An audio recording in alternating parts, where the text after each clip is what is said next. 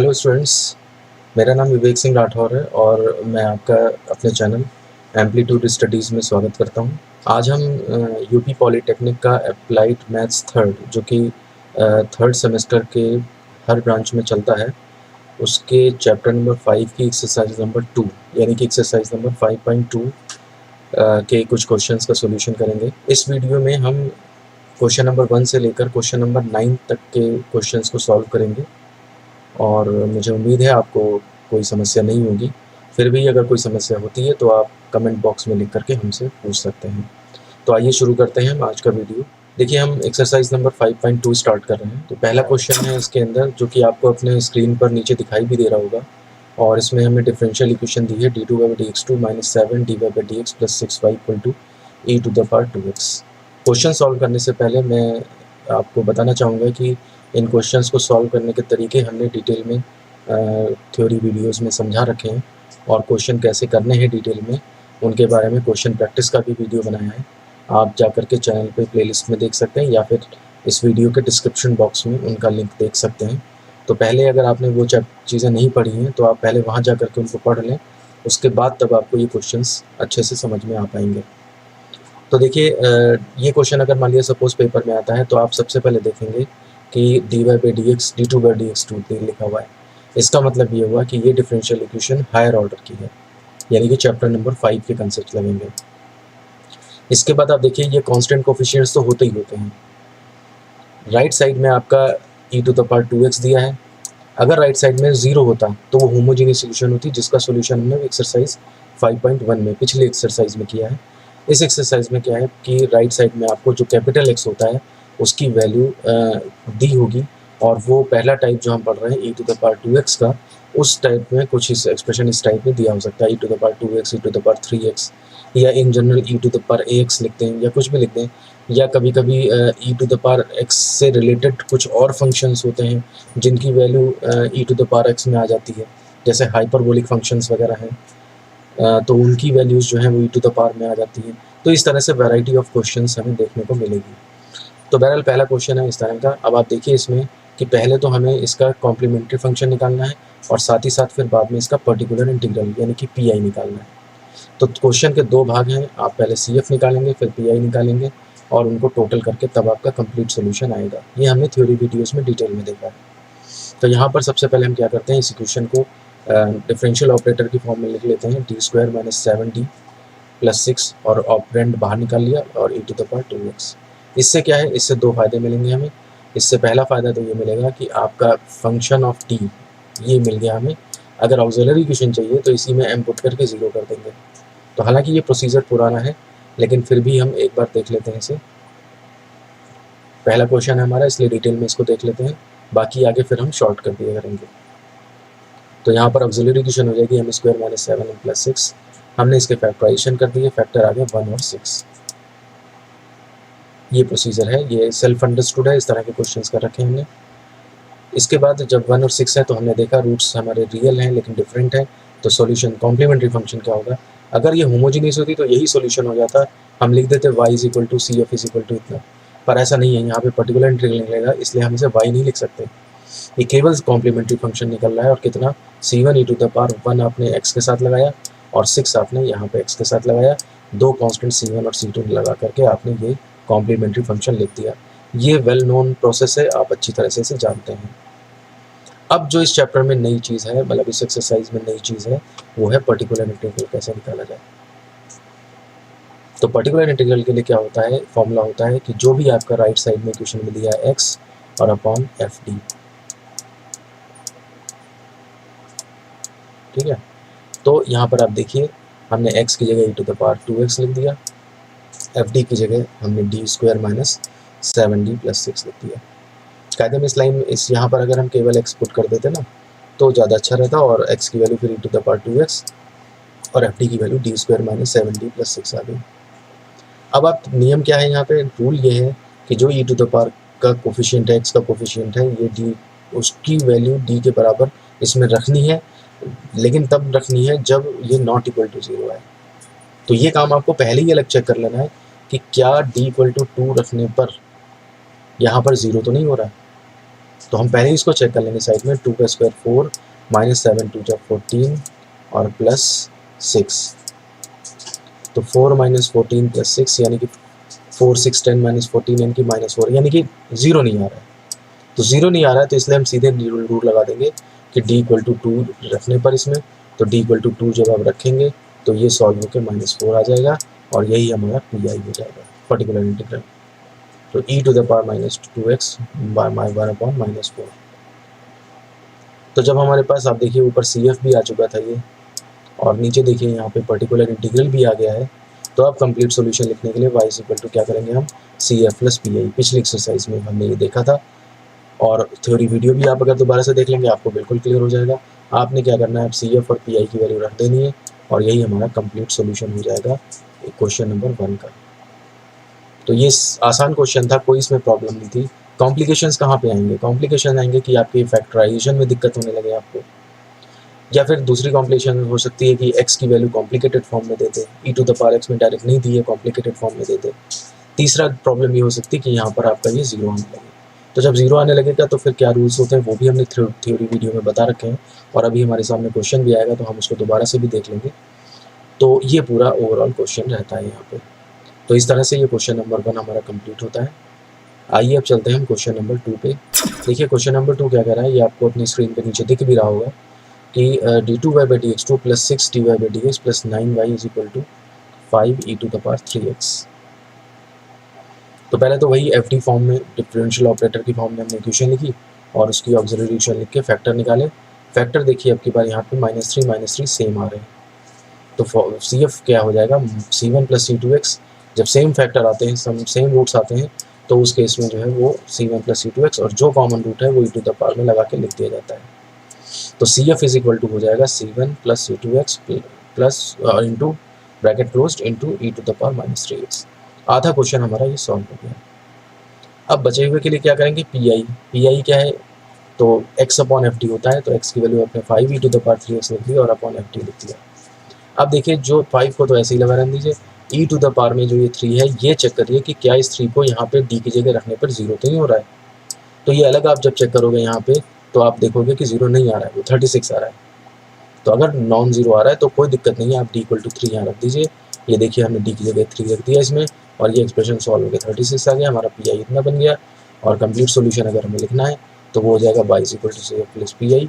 सी F भी हमने निकाल लिया था, पी आई भी हमने निकाल लिया, दोनों टोटल करके ये हमारा कंप्लीट सॉल्यूशन बन जाएगा। तो कहने का मतलब है क्वेश्चन नंबर 1 और 2 में कोई फ़र्क नहीं था, बस ये था कि एक कांस्टेंट उन्होंने यहाँ पे एक्स्ट्रा लगा दिया था, ये 5 वाला, और दूसरी बात थी रूट्स हमारे सेम आ रहे थे, तो उस केस में सी एफ अलग स्टाइल से लिखा जाएगा। तो ये थोड़े से चेंजेस थे क्वेश्चन नंबर 2 में। तो अब आइए चलते हैं हम क्वेश्चन नंबर 3 पे, और ये भी आपको अपनी कंप्यूटर स्क्रीन पर नीचे दिख रहा होगा। क्वेश्चन है हमारा d2y/dx2 plus 2dy/dx plus 2y is equal to sine hyperbolic x। अब देखिए जो नई चीज़ हमें देखने को मिली, साइन हाइपरबोलिक्स। तो साइन हाइपरबोलिक में क्या होता है, इसका फॉर्मूला आप ध्यान में रखिए, sine hyperbolic x equal to e to the power x minus e to the power -6/2। तो कहने का मतलब है आपको साइन हाइपरबोलिक x फॉर्म में e टू द पावर की ही टर्म्स दी हुई हैं, इसीलिए ये क्वेश्चन इस कैटेगरी में है। तो इसलिए कोई घबराने वाली बात नहीं है इसमें। आप पहले इसका ऑक्सिलरी इक्वेशन लिखाइए, उसके बाद देखा रूट्स नहीं हो रहे हैं, धराचार्य से रूट्स निकाल लिए, तो ये आपके कौन से इमेजिनरी कॉम्प्लेक्स रूट्स आ गए। तो ऐसे केस में क्या होगा, e to the power ax यानी कि -1 यहाँ पे चला आया, c1 cos, और ये इसका कोफिशिएंट 1 है, 1 इसके साथ भी लग जाएगा यहाँ पे, और प्लस c2 साइन, और यहाँ पे भी 1 लग जाएगा। अगर यहाँ पे कुछ 3 आया तो 3 आता तो 3 लग जाते हैं, यहाँ पे 5 आया तो e to the power -5x आ जाता। तो ये बिल्कुल अब क्लियर है आपके सामने कि आपको सी एफ कैसे बनाना है। इसकी पूरी प्रैक्टिस हम पिछले एक्सरसाइज में कर चुके हैं, वीडियोस वहाँ के भी देख लीजिएगा, मैं लिंक में डिस्क्रिप्शन में लिंक दे दूँगा, वो वीडियोस भी सी एफ निकालने वाले देख लीजिएगा। यानी कि एक्सरसाइज 5.1 उसकी ज़रूरत पड़नी है आपको पूरे इस चैप्टर में, जितनी भी एक्सरसाइजेस हैं। तो अब जब सी एफ निकल गया हमारे पास, तब हम आते हैं पी आई पे। पी आई क्या है हमारा फॉर्मूला, पहले लिख दे चाहे x/f_d, ठीक है, x/f_d। अब x की वैल्यू आपने डाल दी क्या, साइन हाइपरबोलिक x, ठीक है, और एफ डी की जगह आप D square plus 2d plus 2 बाद में डाला है, चाहे पहले डाल दीजिए चाहे बाद में। पहले स्टेप में उन साइन हाइपरबोलिक एक्स लिख के दिखा रखा है, तो साइन हाइपरबोलिक एक्स का फॉर्मूला लिख देंगे e to the power x minus e to the power minus x upon 2। अब देखिए यहाँ पे बेटर होगा कि हम इसको दो तरह से ऑपरेट कर लें, एक तो ये चलेगा इसके साथ e to the power x के साथ, और एक ये फंक्शन अलग चलेगा। तो हमने क्या किया है, हाफ तो बाहर रखा। और अच्छा, मैं इस वीडियो के शुरू में ये बताना भूल गया था कि ये PDF हमें भेजी किसने है। तो ये हमारे स्टूडेंट हैं अमित कुमार मौर्य, गवर्नमेंट पॉलिटेक्निक किरठल बागपत में, तो उन्होंने ये PDF भेजी है। तो हाफ और e to the power x upon इतना ये अलग कर लिया, minus e to the power minus x यहाँ कर लिया, और इनको नाम दे दिया हमने अपनी सुविधा के लिए G1 G2 का नाम दे दिया। तो अब हम सबसे पहले G1 की वैल्यू निकालेंगे, और जो पर्टिकुलर इंटीग्रल निकालने के तरीके होते हैं उनको ऑपरेट करेंगे, फिर G2 निकालेंगे, वापस ये ला कर रख देंगे, तो हमारा कंप्लीट पर्टिकुलर सोल्यूशन आ जाएगा, पर्टिकुलर इंटीग्रल आ जाएगा। तो G1 सबसे पहले लिया हमने e to the power x upon D square plus 2d plus 2, d equal to 1 रख के चेक कर लीजिए पहले ही अलग कि 0 तो नहीं आ रहा है। तो देखिए सब प्लस लगा हुआ है और वैल्यू भी प्लस पुट हो रही है, तो 0 आने का चांस ही नहीं होता है। तो आप d इक्वल टू 1 रख देंगे सब जगह, e to the power x upon 5, ये हमारा G1 की वैल्यू निकल गई। अब G2 इज इक्वल टू इतना है। अब इसमें क्या है, e to the power minus x, तो -1 रख के देखिए, तो -1 रख के भी अच्छा है हमारे लिए कि 0 नहीं आया, नहीं तो हमें और आगे बढ़ना पड़ता। तो इसलिए e to the power minus x upon 1 आया, तो e to the power minus x हो गया। अब हमारे पास G2 भी निकल गया है, G1 ये रहा आपका, ये दोनों हमने पुट कर दिए हैं। तो G1 G2 का मान सेकंड में रखने पर Pi इज इक्वल टू इतना आ गया, यानी कि मल्टीप्लाई कर दीजिए तो इतना हो जाएगा। अब Pi आ गया, CF पहले ही हमारे पास था, तो कंप्लीट सॉल्यूशन विल भी क्या हो जाएगा, y is equal to CF plus Pi, यानी कि substituting value of from first second आपने वैल्यू रख देनी, ये आपका कंप्लीट सॉल्यूशन हो जाएगा इस क्वेश्चन का। तो इस तरह से हमारा क्वेश्चन नंबर 3 कंप्लीट होता है। आइए अब चलते हैं हम क्वेश्चन नंबर 4 पे, और देखिए आपको अपनी स्क्रीन पे दिख रहा होगा नीचे d2/dx2 plus 4d/dx plus 5y is equal to -2 cos hyperbolic x। अब देखिए cos हाइपरबोलिक x से आप डर नहीं रहे होंगे अब, क्यों? क्योंकि क्वेश्चन नंबर 3 में हमने ये ट्रिक देख ली है कि cos हाइपरबोलिक x या sin हाइपरबोलिक x ये सब actually e to the power x के ही पार्ट होते हैं। तो सबसे पहले हमने क्या करेंगे कि इस इक्वेशन का ऑपरेटर फॉर्म लिख लेंगे, D square plus 4d minus plus 5 equal to इतना। ऑक्सिलरी इक्वेशन बनाएंगे, फैक्टर हो नहीं रहे हैं, धाराचार्य रूल लगा देंगे, तो हमारे पास ये कॉम्प्लेक्स रूट्स आ जाएंगे। कॉम्प्लेक्स रूट आने के बाद CF is equal to e to the power minus 2x, और ये इस तरह से पिछले क्वेश्चन में भी देख चुके हैं, ये लिख लेंगे हम। CF निकालना अब आपके लिए सेल्फ अंडरस्टूड है कि आप जानते हैं इसको, हम फोकस करेंगे PI पे। तो PI इज इक्वल टू देखिए -2 cos hyperbolic x upon FD। cos hyperbolic x आपको क्या होता है, e to the power x plus e to the power minus x upon 2। Sine में माइनस होता है और cos में प्लस होता है। तो यहाँ पर देखिए आप जो वैल्यू रखेंगे तो 2 तो कैंसिल हो जाएगा, माइनस आगे लगा हुआ है, और यहाँ पर देखिए e to the power x plus e to the power minus x, और FD की वैल्यू रख देंगे। तो ये अब इसको बाद आप इसको सेपरेट कर लेंगे, ये e to the power x के साथ और e to the power minus x के साथ, तो आपके पास ये दो एक्सप्रेशन बन जाएंगे। आगे आपका वो माइनस लगा हुआ है, ये माइनस देखिए आपका क्वेश्चन में ही लगा हुआ था, ठीक है। तो अब आइए आप वापस, तो आपने क्या किया, इसे G1 नाम दे दिया, इसे G2 नाम दे दिया। अब अलग अलग सॉल्व कर लेंगे। आपने G1 लिया तो d इक्वल टू 1 रखने पे 0 नहीं आ रहा है, तो Pi आराम से निकल गया। G2 लिया, यहाँ पे d इक्वल टू -1 रखने पे भी 0 नहीं आ रहा है, तो ये वाला G2 भी आपका आराम से निकल गया। ये दोनों G1 G2 आप कहाँ रख दोगे, ये जो इक्वेशन नंबर सेकंड आई थी इसमें रख दोगे आप। तो G1 G2 की वैल्यू रख दी, आपका पर्टिकुलर इंटीग्रल आ गया। Pi आ गया, CF पहले निकाल चुके थे, तो हेंस कंप्लीट, ये सिंस लगाया है, यही बजाय इसके हेंस होना चाहिए, ये इस तरह। Hence complete solution will be y is equal to CF plus Pi।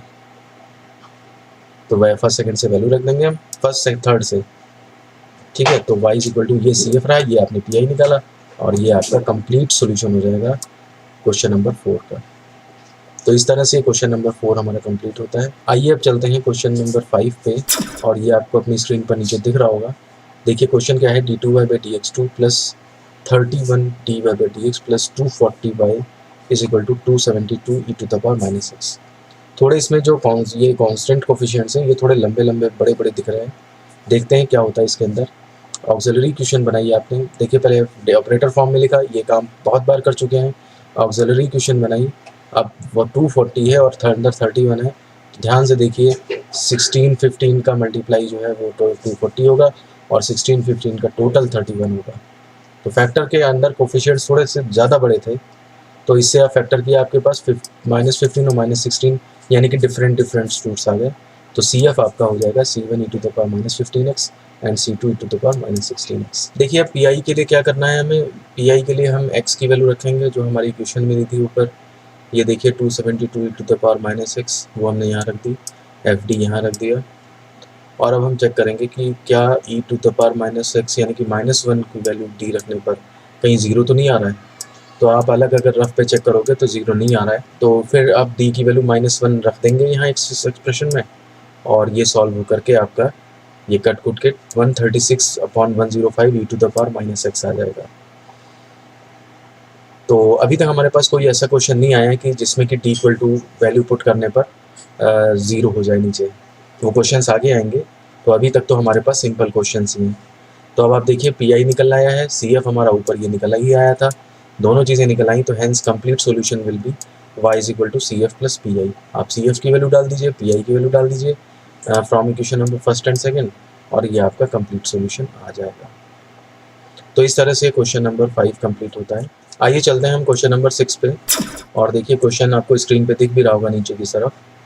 Question है d³ + 2d² - d - 2y = e to the power x। देखिए क्यूबिक इक्वेशन है, कोई फ़र्क नहीं पड़ता, हम क्या करेंगे ऑक्सिलरी इक्वेशन बनाएंगे, और ऑक्सिलरी इक्वेशन में जो है इसके देखिए आप फंक्शन इसी तरह से दिया है कि फैक्टराइज ही हो जा रहे हैं, हमें कोई शेषफल प्रमेय लगाने की, रिमाइंडर थ्योरम लगाने की ज़रूरत नहीं है। m² कॉमन और m+2 -1 कॉमन, यहाँ से रूट्स आपके 1 -1 -2 निकल आए, आपका कॉम्प्लीमेंट्री फंक्शन जो है वो आराम से बन जाएगा। अब बात आती है PI निकालने की, तो PI निकालने पर क्या है e to the power x/FD, और 1 पुट करके आपने देखा, लेकिन d = 1 रखने पर इसका मान 0 हो रहा है। तो अगर किसका मान 0 हो रहा है, FD की मान 0 हो रहा है, तो इसलिए अब हम इसके आगे यहाँ से नहीं बढ़ेंगे, अब हम अपना रास्ता जो है चेंज कर देंगे। रास्ता क्या चेंज कर देंगे हम, कि अब हम क्या करेंगे, PI इज इक्वल टू ये हो जाएगा हमारा x into e to the power x/f'(d), ठीक है ना। और ये भी तब होगा जब इसमें d इक्वल टू वही d इक्वल टू 1 रखने पर 0 ना आ रहा हो।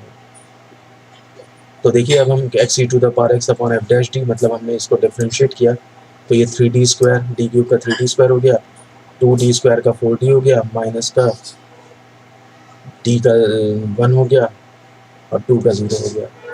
जब हमने इसमें d इक्वल टू 1 रखा, तो d इक्वल टू 1 रखने पे जो है वो आपका देखिए माइनस मतलब 6 आ रहा है, नॉन ज़ीरो आ रहा है, तो इसलिए आपका PI यही बन जाएगा। तो यहाँ पर PI जो है हमें देखने को मिला कि FD की वैल्यू 0 हो रही थी, तो हमने f'(d) निकाला, लेकिन f'(d) एट द टाइम जो पर्टिकुलर इंटीग्रल होता है वो x e to the power x हो जाता है, x मल्टीप्लायर में आ जाता है। ये एक्चुअली मेथड नंबर 1 जो है उसका ही मतलब शॉर्टकट फॉर्म है। हमने 2 मेथड देखे हैं थ्योरी वीडियोज़ में, एक मेथड जिसमें कि फैक्टराइज करके, तब एक जिसमें प्रॉब्लम है उसमें d equal to value substitute कर दीजिए d+a, और दूसरे में d equal to a substitute कर दीजिए, या फिर ये दूसरा मेथड है। तो दूसरा मेथड थोड़ा लगाने में आसान रहता है, तो इसलिए दूसरा मेथड यहाँ पे लगा दिया गया है, और उससे पर्टिकुलर इंटीग्रल आपका इतना आ गया। अब आपके पास PI आ गया, CF पहले निकाल लिया था। कंप्लीट सोल्यूशन आपका क्या हो जाएगा, y is equal to CF plus PI, values आपने रखनी CF की ये, PI की ये, और ये आपका कंप्लीट सॉल्यूशन आ जाएगा। तो इस तरह से आपका ये क्वेश्चन नंबर 6 कंप्लीट होता है। आइए अब चलते हैं हम क्वेश्चन नंबर 7 पे। देखिए क्वेश्चन नंबर 7 आपको अपनी स्क्रीन पर दिखाई दे रहा होगा नीचे। क्वेश्चन है d3y/dx3 - d2y/dx2 + 4dy/dx - 4y is equal to e to the power x। तो देखिए इसका ऑपरेटर फॉर्म में लिखे ऑक्सिलरी इक्वेशन बनाई, और सॉल्व करके आपके रूट्स जो हैं वो इसमें शेषफल प्रमेय लगानी पड़ेगी शायद, या फिर इन्होंने एडजस्टमेंट कर दिया है, m³ + 4m एक साथ ले लिया, m² - 4 एक साथ ले लिया है, और उसके बाद फैक्टराइजेशन करके m² + 4, तो m² + 4 से क्वाड्रेटिक इक्वेशन से धराचार्य लगा दिया है ना। या फिर आप एक तरीका और भी कर सकते थे कि 4 को साथ माइनस यहाँ पे लगा के i² लिख देते, और फिर m² - i² × 4, तो a² - b² का फॉर्मूला लग जाता, उससे भी यही आता, और धराचार्य लगाने से भी यही है, और एक रूट आपका m = 1 आ गया। अगर आप शेषफल प्रमेय लगाते तो m = 1 यहाँ पे सेटिस्फाई करता, फिर m - 1 से डिवाइड करते तब भी आ जाता। तो शेषफल प्रमेय से लगाएं, या ये इस तरह से ट्रिक अप्लाई करते, दोनों से एक ही आना है। बहरहाल आपके कॉम्प्लेक्स रूट्स आ गए, और एक रूट रियल है, तो C F is equal to हो जाएगा C1 e to the power x, ये इसके हिसाब से, और कॉम्प्लेक्स रूट के हिसाब से जो है वो। तो अब देख लेते हैं कि पर्टिकुलर इंटीग्रल कैसे निकलेगा। तो पी आई के लिए देखिए e to the power x upon F D, e to the power x upon, और फंक्शन जो एफ डी का था वो हमने रख दिया। अब देखिए डी इक्वल टू अगर हम 1 यहाँ पे रखें तो हमारा 0 हो रहा है, तो इसका मतलब ये काम तो नहीं करेगा। अब हम चलते हैं आगे, क्या इसका डिफ्रेंशिएशन अगर पुट करें और वो ना 0 आए डी इक्वल टू 1 पे, तो उसको काम चल सकता है। तो इसलिए अगले लेवल पे हम P I is equal to चलेंगे x e to the power x upon F dash D, और एफ डैश डी हमने देखा कि डी इक्वल टू 1 पे 0 नहीं आ रहा है, तो इसका मतलब अब हम डी इक्वल टू यहाँ पे इस एफ डैश डी वाले एक्सप्रेशन में डी इक्वल टू 1 रख देंगे, और ये x e to the power x upon 5 हमारे पास पर्टिकुलर इंटीग्रल आ गया। सपोज करिए अगर ये भी 0 आ गया होता, तो फिर हम अब क्या करते हैं अगले लेवल पे x square into e to the power x upon F double dash D रखते हैं, और उसके हिसाब से तब हमारा पर्टिकुलर इंटीग्रल आता है। तो ये प्रोसेस ऐसे ही चलता चला जाता आगे तक। तो अब हमारे पास पर्टिकुलर इंटीग्रल आ गया है, कंप्लीट सोल्यूशन, वो सी एफ पहले ही आ गया था। तो अब देखिए कंप्लीट सोल्यूशन कितना हो जाएगा, y is equal to C F plus P I, value रख दी, ये हमारा कंप्लीट सोल्यूशन आ गया। इस तरह से क्वेश्चन नंबर 7 कंप्लीट होता है। आइए अब चलते हैं क्वेश्चन नंबर 8 पर। क्वेश्चन नंबर 8 में देखिए क्या है, D two by D x to minus 4 y is equal to 1 plus e to the power x whole square रहते हुए ये सॉल्व नहीं हो सकता। आप इसे खोल दें तो 1 plus e to the power 2x plus 2 e to the power 2x, इस तरह से आपका ये कैपिटल एक्स की वैल्यू राइट साइड में बन जाएगी। अब इसको ऑपरेटर फॉर्म में आपने लिखा और उससे ऑक्सिलरी इक्वेशन निकाल के आपके रूट्स आ गए 2 माइनस 2। आप जानते ही हैं सी एफ कैसे बनाया जाएगा, ये बन गया हमारा सी एफ। पी आई के लिए हमने क्या किया, 1 plus e to the power 2x plus 2 e to the power minus e to the power x upon F D, और इसमें क्या है D square minus 4 F D की वैल्यू डाल दी। अब इसमें देखिए यहाँ हमने सेपरेट कर लिया, 1 अपॉन इतना e to the power 2x upon इतना, 2 e to the power x upon इतना। अब देखिए आप सोच रहे होंगे यहाँ पे तो ई टू द पावर एक्स है ही नहीं, लेकिन आप देखिए यहाँ पे ई टू द पावर 0 माना जा सकता है, e to the power 0x। तो इस हिसाब से यहाँ पे डी की वैल्यू 0 पुट होनी चाहिए, इसके अंदर डी की वैल्यू 2 पुट होनी चाहिए, और इसके अंदर डी की वैल्यू 1 पुट होनी चाहिए। अगर ये लोग 0 ना आए तो जरा देखते हैं क्या होता है। हमने इसको y1 मान लिया, इसको y2 मान लिया, इसको y3 मान लिया। अब y1 सबसे पहले स्टार्ट करते हैं, 1 upon D square minus 4 e to the power 0x, इसको लिख लिया हमने, ठीक है ना। और अब इसमें देखा हमने कि 0 की वैल्यू पुट करी तो नहीं आ रहा है हमारा 0, नीचे ये साइड में 0 नहीं बन रहा, तो इसलिए यही हमारा सोल्यूशन हो जाएगा e to the power 0 upon minus 4। तो ये ई टू द पावर 0 1 होता है, तो ये इक्वल टू आपका आ गया माइनस 1 अपॉन 4। अब y2 की वैल्यू डाली तो y2 इज इक्वल टू कितना होता है, e to the power 2x upon D square minus 4। तो इसमें आपने क्या किया, डी इक्वल टू 2 रख के देखा जब नीचे तो 0 आ रहा है, तो आप यहीं पे रुक जाएंगे। और इसका जो अब नेक्स्ट लेवल है क्या, x e to the power 2x upon F dash D लेंगे यहाँ पे। तो एफ डैश डी जब हमने लिया तो इसका डिफ्रेंशिएशन देखिए कितना आएगा, 2d आ गया नीचे। अब हम इसमें ये ई टू द पावर में जो कोफिशिएंट है वो पुट करके देखेंगे, हमारा ये नीचे 0 नहीं बन रहा है, इसका मतलब ये तरीका काम कर जाएगा।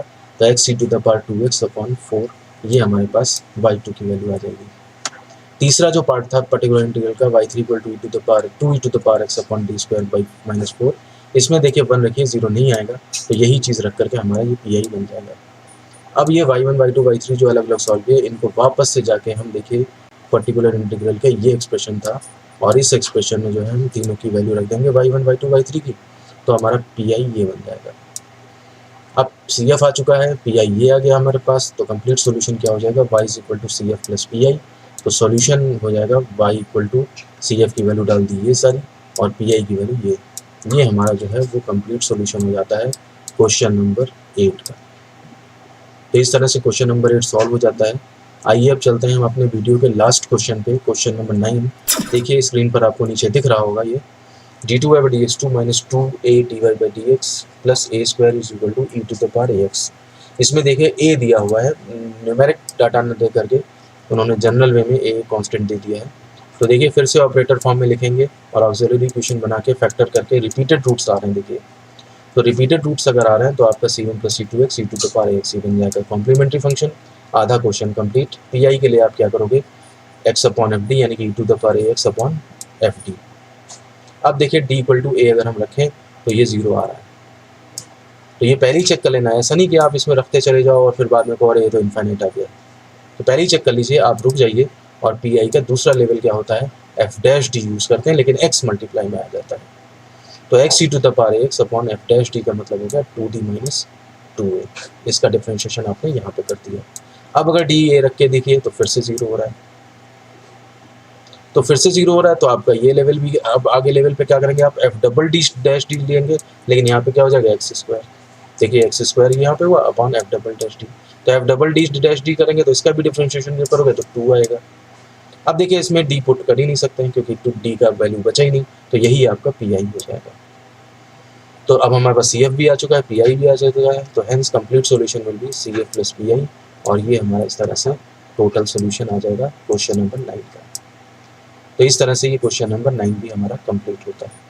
तो स्टूडेंट्स, इस तरह से हमने देखा कि आज के वीडियो में हमने एक्सरसाइज 5.2 के question number 1 to 9 question solve किए हैं, और इससे आगे बचे हुए क्वेश्चंस हम नेक्स्ट वीडियो में सॉल्व करेंगे। तो इतना आप, मुझे लगता है कि आपको समझ में आ गए होंगे ये क्वेश्चंस किस प्रकार से किए जाते हैं। इनको आप रिवीजन पर्पस से और अपने एक बार नोट्स बनाने के पर्पस से यूज़ कर सकते हैं इस वीडियो को। और जो भी कोई प्रॉब्लम अगर रह गई आपकी, आप कमेंट बॉक्स में लिख करके हमसे पूछ सकते हैं। और अगर आपने हमारा चैनल अभी तक सब्सक्राइब नहीं किया है तो इसे सब्सक्राइब कर लें, वीडियो को अपने दोस्तों में शेयर करें, इसको लाइक करें, इसके ऊपर कमेंट करें कि आपको कैसा लगा।